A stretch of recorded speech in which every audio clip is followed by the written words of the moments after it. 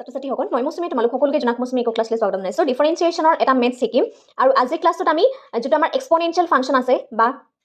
লগাৰিথম function আছে তাৰ ৰুলকেইটাৰ ওপৰত বেছ কৰি পেলাই ইকুৱেশ্যনটো হ'ব তোমালোকে ইন্টিগ্ৰেশ্যনেই হওক বা ডিফাৰেন্সিয়েশ্যনেই হওক তাৰ বেছিক ৰুলখিনি কিন্তু জানিব লাগিব বেছিক ৰুলখিনি জানিলেহে এনে ধৰণৰ মেথছ কৰিব পাৰিবা আৰু লগতে এই মেথছবিলাকৰ লগত জড়িত যিখিনি এপ্লিকেশ্যন আহে এপ্লিকেশ্যনখিনি অকণ বেলেগ ধৰণে আহে মানে তোমাৰ MC উলিয়াবলৈ দিয়ে বা TR উলিয়াবলৈ দিয়ে ডিফাৰেন্সিয়েশ্যন ইন্টিগ্ৰেশ্যন বেলেগ বেলেগ হয় ঠিক আছে গতিকে সেই অনুপাতে তোমালোকে প্ৰব্লেম সলভ কৰিবলৈ হ'লে কিন্তু বেছিক ৰুল জানিবই লাগিব ঠিক আছে এতিয়া আমাক এটা কুৱেশ্যন দিয়া হৈছে এটা এক্সপোনেন্ট মানে আমাক এটা ফাংচন দিয়া হৈছে given the function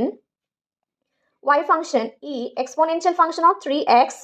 minus 2 exponential function x plus 7 log x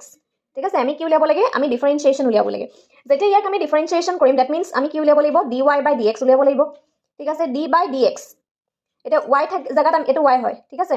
d by dx y জায়গাত আমি লিখিম আমাক যোনটো ফাংচন দিয়া হৈছে 2 exponential function 3x minus 2 ex plus 7 log x এটো আমাক কুৱেশ্যনত দিয়া হৈছে এতিয়া চাম যেতিয়া ইয়াক তুমি ডিফাৰেন্সিয়েশ্যন কৰিবা এই যে 2 টো আছে এই 2 টো সেপাৰেট কে যদি আমি লও d by dx কোনটো ফাংচন কৰিম 2e 3x ঠিক আছে নেক্সট আকৌ কৰিলো আমি d by dx 2ex plus d by dx 7 log x ঠিক আছে মই এনেকৈ পাৰ্ট পাৰ্ট কৰি দেখাইছো যাৰ বেছিক প্ৰবলেম আছে তেতিয়া তোমালকে চাই লবা এতিয়া চোৱা ইন্টিগ্ৰেশ্যনটোত ইয়াত 2 আছে কোফেক্টৰ হিচাপে 2 টো বাহিৰলৈ লৈ যাব থাকিব d by dx to e 3x থাকিব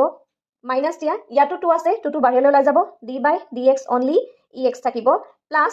7 টো বাহিৰলৈ লৈ যাব পিছত d by dx ৰ only log x হ'ব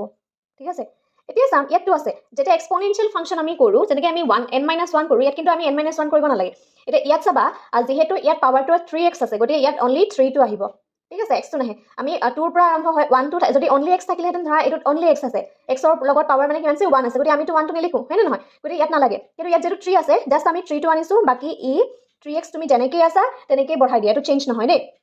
নেক্সট 2 লিখা আৰু এক্সপোনেনশিয়েল ফাংচনটো যেনেকৈ আছে তেনেকৈ বহিব বেসিক ৰুল অফ ডিফাৰেন্সিয়েশ্যনৰ এক্সপোনেনশিয়েল ফাংচন ৰুল চাবা তাত হেখিনি কৰোৱা আছে ঠিক আছে এটা 7 আছে এটা ইয়াত আছে log x ক যেতিয়া আমি dy by dx কৰো তাৰ ভ্যালুটো হ'ব 1 by x তাৰ ৰিজাল্টটো হ'ব 6 exponential function 3x minus 2 ex plus ইয়াক আমি 7 by x বুলিও লিখিব পাৰো ঠিক আছে আমি 7 by x বুলিও লিখিব পাৰো এনে ধৰণে কোৱেশ্চনখিনি সলভ কৰে ইম্পৰ্টেন্ট কোৱেশ্চন হয় কনসেপ্টটো বুজি পালানে মোক এটা কমেন্ট কৰি জনাবা আৰু যদি কোৰ্সত জয়েন কৰিব বিচাৰিছে স্ক্ৰিনত যোনটো WhatsApp নাম্বাৰ দিয়া আছে তাত তোমাকে কন্টাক্ট কৰিব পাৰিবা আজিৰ ভিডিওটো মানে ধন্যবাদ